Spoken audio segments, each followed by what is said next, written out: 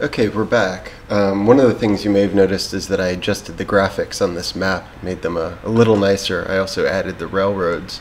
What I'm going to do now is I'm going to show you how to get the data that I recorded using Terrapad for the iPhone back into ArcMap using Google Earth.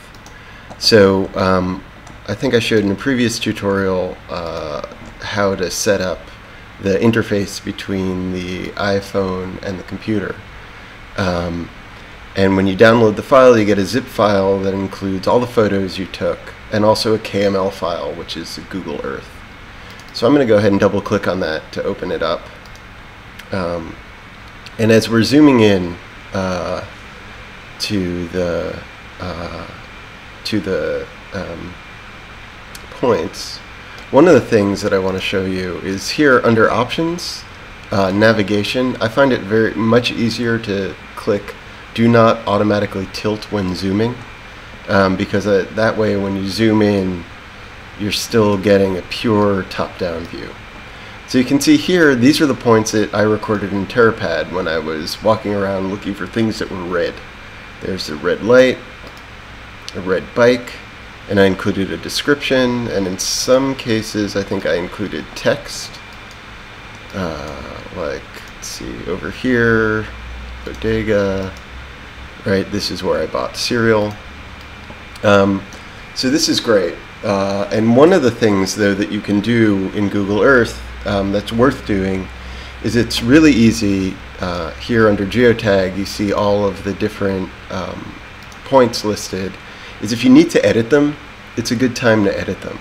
So for example, this one was just a test point that I did. You know, this is where I'm at. And actually I don't really want it to be part of this data set. So I'm going to go ahead and delete it. Same thing, I think I have one, you know, way over here. Oh, maybe I don't. The other thing is, let's see, right here where I found the red bike. If I zoom in, I might have gotten a little sloppy when I was finding the location. That bike was not actually in the bike path, it was on the sidewalk. So I could adjust it. I could go to Properties, and I could move it to about where I think that was. I mean, maybe that's not exactly where it was, but it's closer than you know, where Google Earth now thinks I thought it was. Okay, so once I'm satisfied with the points, I now need to re-export this as a KML. So what I'm going to do is I'm going to click on this here, and I'm going to say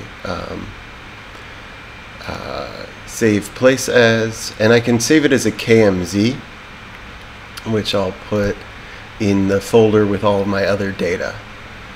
So let me just navigate to that. Tracking, let's call it Red Walk Terrapad. Save. So now when I want to get that into ArcMap, I'm going to do this a little bit differently than the way I did it in class. And it doesn't require the plugin. For this I like to use ArcCatalog, which is basically just a way of managing your GIS data. And in ArcCatalog you can open the Arc Toolbox window. And before I had installed this KML to shapefile plugin, but you might not be able to install things on the machine you're working on. Under Conversion Tools, there is a KML to layer file, which I think actually will work better. So I'm going to double click on it. And here under Input KML, I'm going to navigate to the place where I just stored that KMZ. See, KMZ will also work.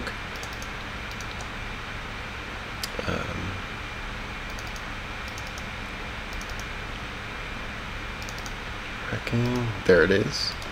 This is the part that's a little bit tricky. Excuse me.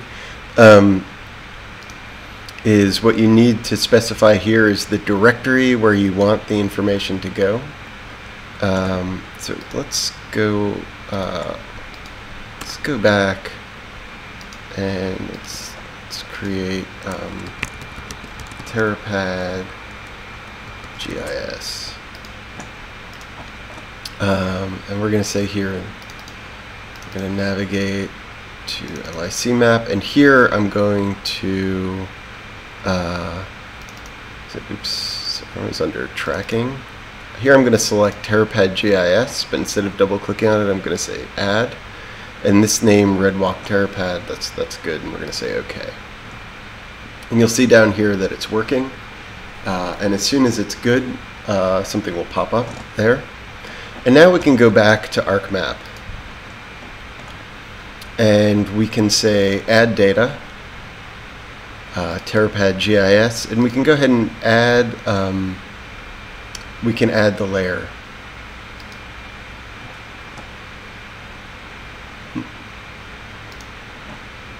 Maybe that's not what I want to do. Place marks, place mark point. There we go. That's what we want. And you can see that I'm getting an error because place marks point, which is the points where all my photos were taken, is in the WGS 1984 coordinate system, and the nice map is in NAD 83. So what we need to do is tell ArcMap how to translate. So we're going to click on transformations, and we're going to convert from WGS 1984 into NAD 83. And if using, and down here there's WGS 1984 to NAD 83. Say OK. And close. And you can see that everything has come in the right place, so we've done it right. And if I open the attribute table of this, you'll see I have my place names and I have my my ID, but that's about it. So in the next part of this tutorial, we're going to look at how we get the other information that we had here in Google Earth to read in ArcMap.